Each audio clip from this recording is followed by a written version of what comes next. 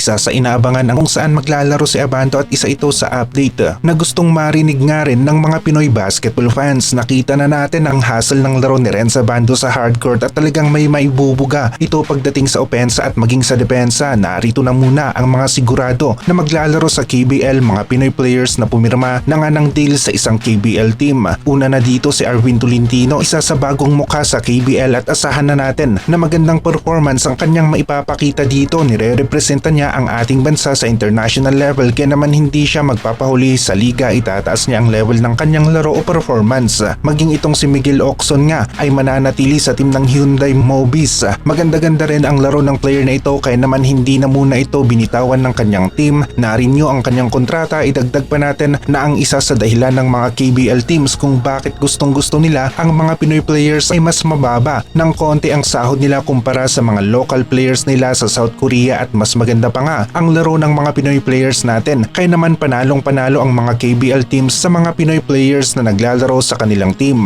Halimbawa na lamang ang solid na meron ng KBL ngayon na mula sa Gilas team ay sina Carl Tamayo at Kevin Quiambao. Hindi rin naman nagpapahuli ang iba pang Pinoy players na kagaya ni SG Bilangel at iba pa. Mukhang hindi nga matutuloy si Renz Abando sa team ng Anyang dahil na rin sa meron na silang Javi Gomez at mukhang hindi na nga sa KBL maglalaro si Abando at posible na sa Japan B-League kung hindi naman kaya ay sa PBA na nga maglalaro si Abando. Magpapadraft na ito. Kung sa Japan B-League naman di hamak na mas malaki ang sahod nga dito kumpara sa KBL. Inamin na ito ni Bakpedi ang namimigay ng KBL update dahil nasa South Korea nga siya. Mas natutunugan niya ng mas maaga ang update ng KBL doon. Kahit na mapunta pa nga si Abando sa Japan B2B League ay malaki-laki pa rin ang magiging sahod niya at lalong-lalo naman kung napunta ito sa Japan B1 level. Matagal-tagal na hindi nakapaglaro si Renz Abando sa isang liga. Isang season na nawala ito sa hardcourt at sa short tournament na lamang natin siya nakita kagaya ng Jones Cup at Dubai International Cup. Marami ang naghihintay sa update nila kay kung saan ito maglalaro at hanggang sa ngayon ay wala ngang KBL comeback na magaganap at Japan B-League ang isa sa nakikita natin na option niya maging ang PBA draft. Noong lumabas ang update ni Bakpedi na kinokontak na ito ng Anyang ay akala natin magkakaroon ng Abando comeback sa KBL at sa team ng Anyang pero mukhang hindi na nagkasundo ang dalawang kampo kaya naman si Javi ang kinuha ng Anyang. Idagdag pa natin na nagpalit ng coach ang team ng Anyang, Jungkwanjang Red Boosters. Ganitong mga plays ang nagagawa ni Abando na talaga namang nagugustuhan ng mga fans. Merong hassle sa opensa at depensa, nagpapawaw nga sa audience o crowd.